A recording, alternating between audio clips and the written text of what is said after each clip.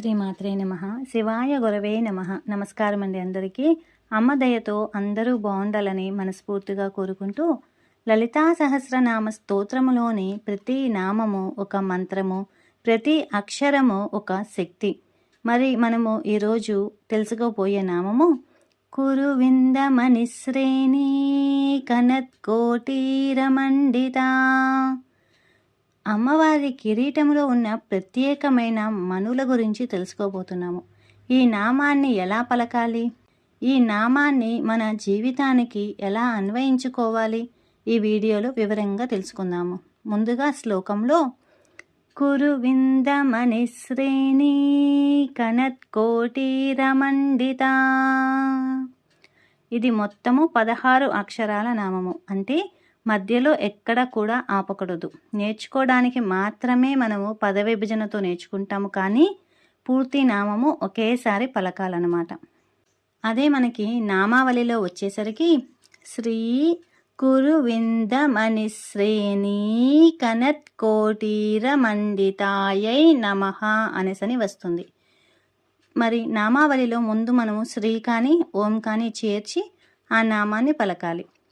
ఇంకా ఈ నామాల్లో ఒత్తులు దీర్ఘాలు చూస్తే కనుక శ్రేణి అనేసి వచ్చింది కదా, అంటే సాకు రావత్తు వచ్చింది. అలాగే అనాకు గుడి దీర్ఘం వచ్చింది, శ్రేణి అనేసని. కనత్ అంటే నా పక్కన ఉన్న తాకు పొల్లు ఉంది అక్షరం, అంటే దీనిని సగంగా పలకాలి, కనత్ అనేసని చెప్పి. కోటీరా అంటే టాకు గుడి దీర్ఘం ఉంది, టీ అనేసని చెప్పి. కోటీరా అనేసని. మండిత డాకు గుడి ఉంది, డి అని. తాకు దీర్ఘం ఉంది, తా అనేసని. మండిత అనేసని. కురువింద మణిశ్రేణీ కనత్కోటీరమండిత. ఉచ్చారణ దోషం లేకుండా కురువింద మణిశ్రేణీ కనత్కోటీరమండిత అని విడదీసి సాధన చేస్తే స్పష్టంగా వస్తుందన్నమాట. ఇంకా ఈ నామము పద విభజన చూసుకుంటే కురువిందమణి అనేసని. పద్మరాగమణులు ఇవి, రూబీస్ అంటాం కదా, అవన్నమాట. ఇవి అత్యంత శ్రేష్టమైన మణులు. శ్రేణి అంటే వరుస లేదా సమూహం కలిగిన అని. కనత్ అంటే ప్రకాశిస్తున్న, తలతలలాడుతున్న అని. కోటీరా కిరీటము అని. మండిత అంటే అలంకరించబడినది అని. కురువింద మణులు అంటే సహజ సిద్ధంగా లభించే స్వచ్ఛమైన కెంపులు అని. ఇవి సూర్యకాంతిని ప్రతిబింబిస్తాయి అన్నమాట.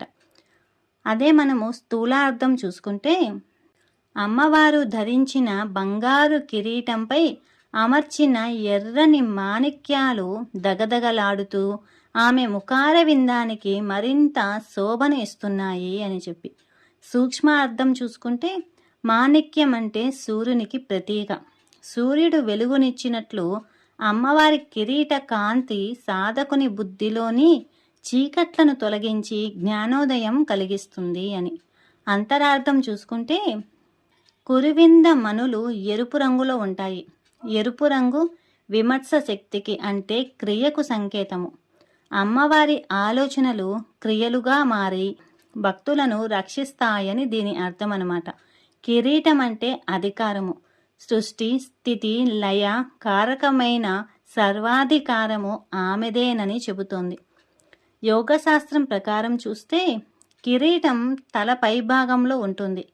మరి ఇది మన శరీరంలోని 7వ చక్రమైన సహస్రార చక్రానికి ప్రతీక అన్నమాట. కురువింద మణులు ఎరుపు రంగు శక్తికి గుర్తు, అంటే ఎనర్జీకి. కిరీటం యొక్క ఉన్నత స్థానము అత్యున్నత చైతన్యానికి గుర్తు.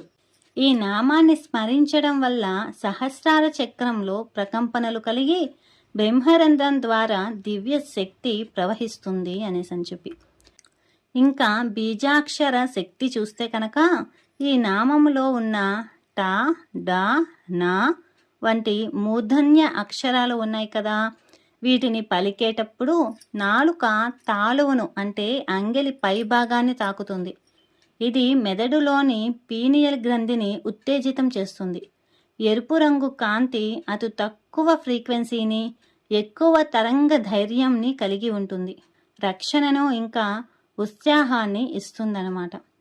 మరి ఈ నామాన్ని జీవితానికి ఎలా అన్వయించుకోవాలి అంటే, మన జీవితంలో కోటీరం అంటే కిరీటం అంటే మన బాధ్యతలు, పదవులు. వాటిని కురువింద మనుల వంటి సద్గుణాలతో అలంకరించుకోవాలి. మనము ఎంతటి ఉన్నత పదవిలో ఉన్నా మన ప్రవర్తన ఇతరులకు వెలుగునిచ్చేలా ఉండాలి తప్ప అహంకారాన్ని ప్రదర్శించకూడదు.